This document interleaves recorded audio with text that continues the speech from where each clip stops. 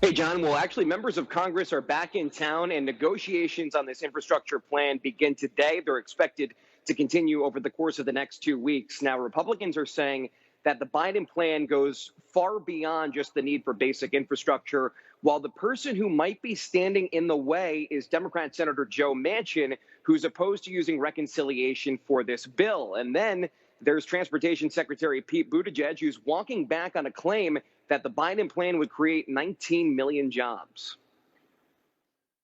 I should have been more precise. The 19 million jobs that'll be created are more than the jobs that'll be created if we don't do the plan. And it's very important to make this point. As you just showed us, 2 million more, Moody's is not saying that we million. will create 2.7 million. Yeah, exactly. It'll create 2.7 million more jobs than if we don't do it. GOP leaders object to much of the Biden plan, mostly arguing against its overreach into areas they say have nothing to do with infrastructure, and the controversial proposal to raise the minimum corporate tax rate from 21% to 28%. Wyoming Congresswoman Liz Cheney says the plan must dramatically change to have any hope of Republican support.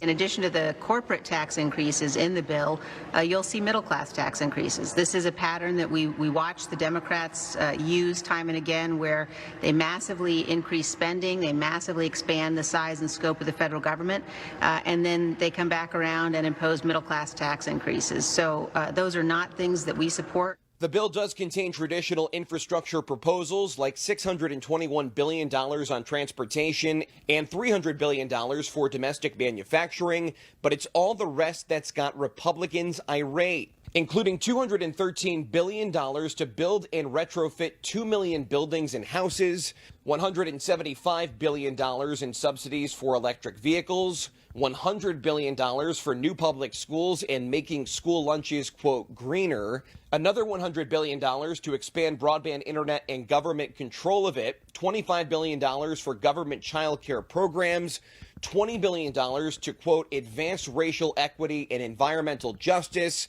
And then there's $12 billion for community colleges. The number 2 Senate Republican, South Dakota's John Thune, still sees an opportunity to settle on a bill his party can get behind, saying, quote, there are Republicans interested in infrastructure when it's confined to infrastructure.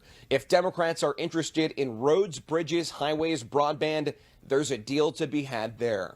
But House Speaker Nancy Pelosi is signaling that the Democrats still want a lot more than that.